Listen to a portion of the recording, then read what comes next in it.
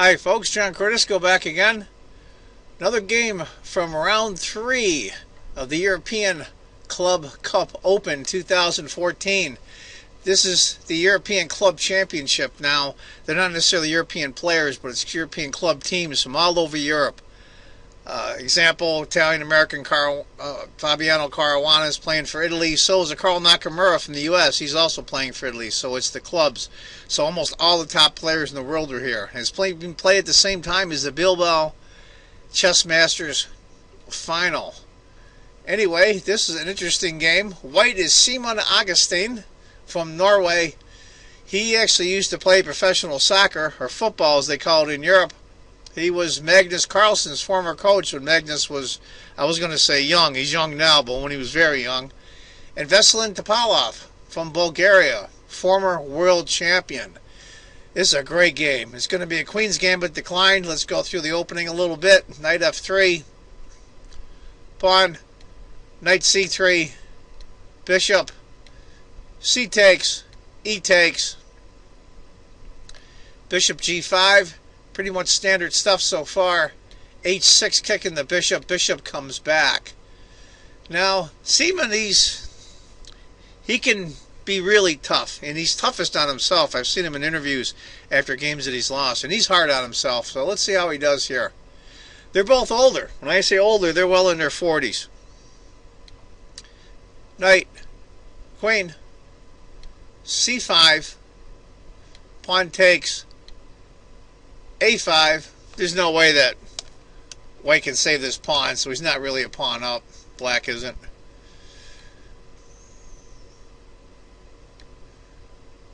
Takes. Castles. Now look at, this is what happens. Look at White's pawns here on the queen side. Pretty much butchered. They're all isolated. That White's up a pawn, but it won't last. Queen to D4. Gets the queen right out of the way. Trying to guard the pawn, of course. Rook E8.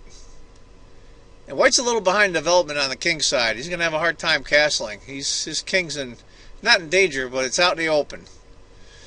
Knight comes back. That is actually the computer move. So we still could be in book here. Queen to C7. Takes care of that annoying pin here on the queen. E3. He's getting ready to move his light squared bishop so White can castle. Knight to E4. Now my Fritz 13 computer on off screen is about a third of a pawn advantage for White, but that knight is very menacing there. And he's also hitting this pawn twice with both knights. Bishop B5, stopping that knight because he's pinning against the rook. Rook E6. C4. Interesting move. Queen takes. Knight B3. Queen takes. Knight takes. Now let's take a look here. Material's even. White hasn't castled yet, but he may not. We'll have to see because the queens are off the board now, but he still might. Rook to E5, defending the pawn. F3 to kick the knight. Well, let's get that knight out of there. That's a powerful knight there. So knight comes back, and that's a really good square for him as well. Pawn takes. Knight B6 to hit the pawn. Computer likes rook takes D5. But not far from it is. And also it likes rook takes E3. Instead he played knight to B6. If he had taken rook takes check, king to F2, rook E5, and then D6. I'm not sure if that's any better. But that D pawn is looking menacing. Knight to B6, and White does castle. Maybe king here. King to F2, and that's what the computer calls for. D6 and Bishop G3 are choices as well. Seaman decided to castle. Rook finally takes the pawn. Rook A to B1. Knight to E6. It comes back. That's a good knight there. Knight takes. The bishop takes. He finally gets his bishop developed with tempo. 3/4 of a pawn advantage for White, so Seaman's doing very well against Vestal and Topalov, who I'll tell you has been doing very well lately, especially for the quote-unquote older guy. He got a clear third in the Singfield Cup, the strongest tournament ever in the history of chess. So he's playing okay. Now let's take a hard look at this position now. It's very interesting. I'll leave a material. White has the bishop pair. White doesn't have a lot of central control. Knight on b6 is doing okay for right now, but as soon as this bishop moves, the knight's in pre. We'll have to see how this works out. And Seaman decides to go e4. Get some central control, chase the rook off. Computer like rook f to c1, and then rook c8. Takes. About the same. I kind of like that a little better because it gets the knight out of that b6 square. e4. Rook h5. Hitting the bishop. Bishop goes to f2 to hit the knight. Knight goes to c4. About a half a pawn, a little bit better for white. g4 to chase the rook. And this is where I'm not sure this is a mistake by Topalov. I like rook g5 or rook e5. He decides to take the bishop. And rook takes. Now, Topalov is notorious for making exchange sacrifices. This is his trademark. He likes to mix it up. If he had gone to g5 instead, the sequence according to the computer is bishop takes, rook f to c1. But you know Topalov, he likes to mix it up. So rook takes, knight to d2.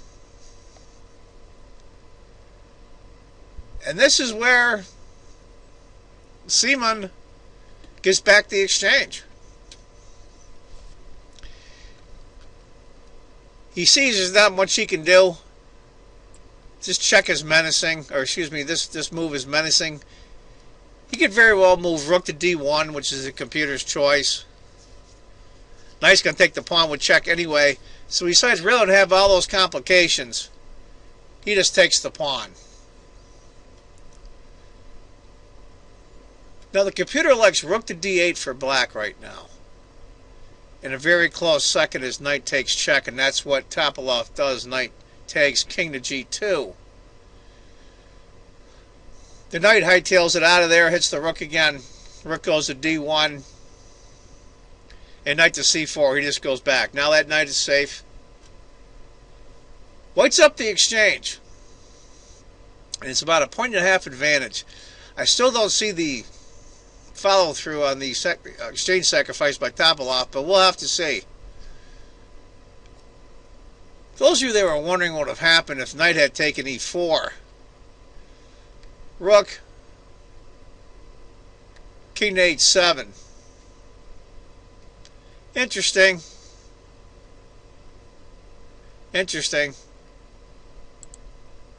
Knight to c4, a4, bishop takes, rook to d4, hitting the knight.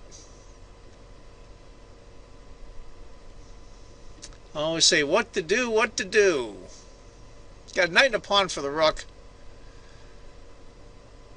Rook to c8. Bishop g3. Maybe a second choice would have been king to g3, but bishop's okay. Knight checks. King to f2.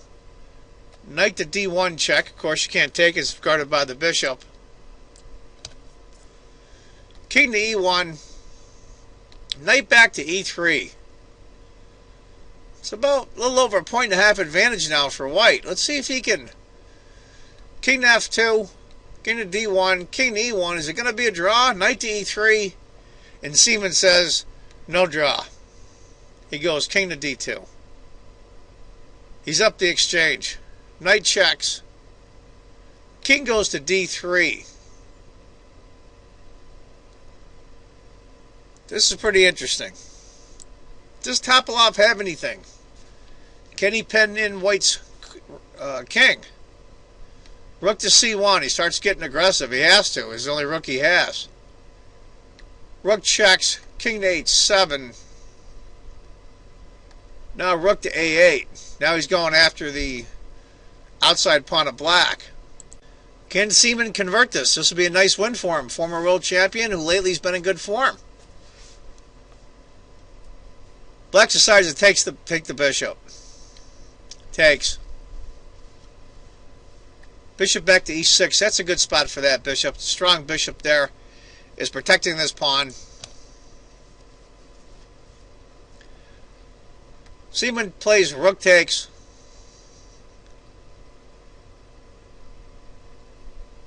And rook to g1. He's going after the isolated pawns. It's impossible for white to save that pawn. So he goes rook to e5. Rook takes. King to d4. Got to use your king. Now look at all these pawns on the for Topalov here. He's got plenty of pawns to push, but is he going to have enough time?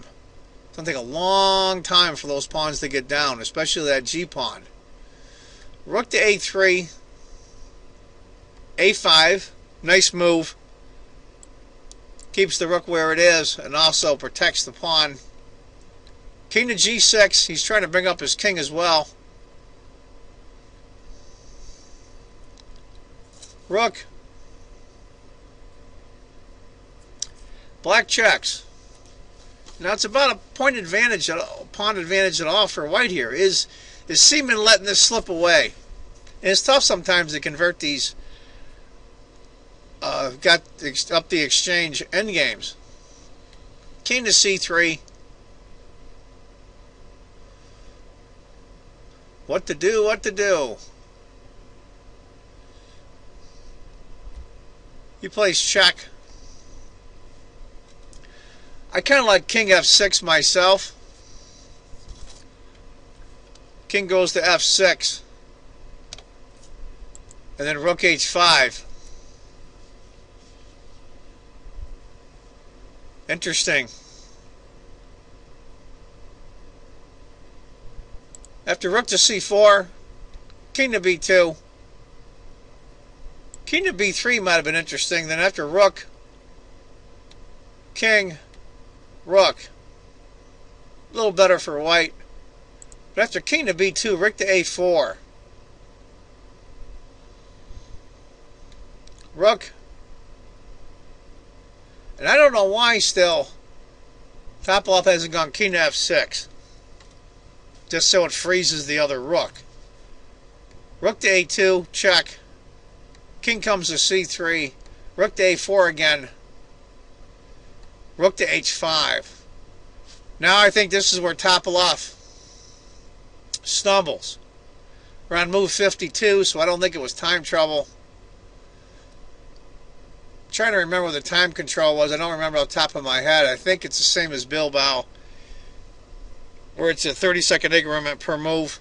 I'm not sure how many minutes they got for 40 moves, but with a 30-second increment, it shouldn't be in time trouble. He plays the obvious rook takes e4. And now the points are climbing up for white. a6.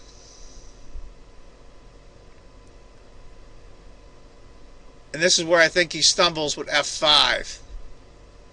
He should have played bishop c8. Then after a7, bishop, rook. It's still a big advantage for white. But after f5, rook to h1, rook to a4, getting behind the pawn. But it's kind of pointless now. Rook, king f7, rook b1, bishop, rook checks, king g8, rook g6, rook c4 check, king moves, bishop takes, king takes. If he had played a takes instead, white loses. 3 pawns down. After bishop takes, king takes, bishop f3, Is he going to win with all those pawns? King d4. I remember watching this live. Rook to d6 would have been fine, but he decided to keep his king on the side where the pawns are. And that's the end. After rook to d4, king, rook to d6. And black's going to have to give up that bishop to stop the a pawn. And with the king on that side, white will win easily. So, good win for Cup-Agdestein, Magnus Carlsen's former coach. Tough break for Topalov, who's been playing very well lately. Anyway, that was a good game. I hope you guys enjoyed it.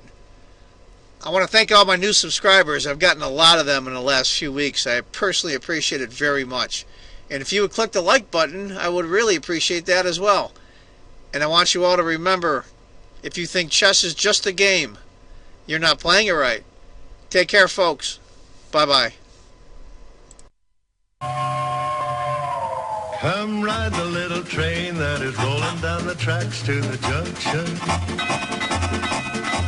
Forget about your cares, it is time to relax at the junction.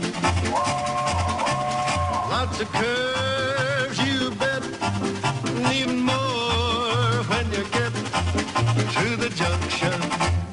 Petticoat Junction. There's a little hotel called the Shady Rest at the junction. Petticoat Junction. It is run by Kate, come and be her guest at the junction. Petticoat Junction. And that's Uncle Joe, he's a moving kind of slow at the junction. Petticoat Junction.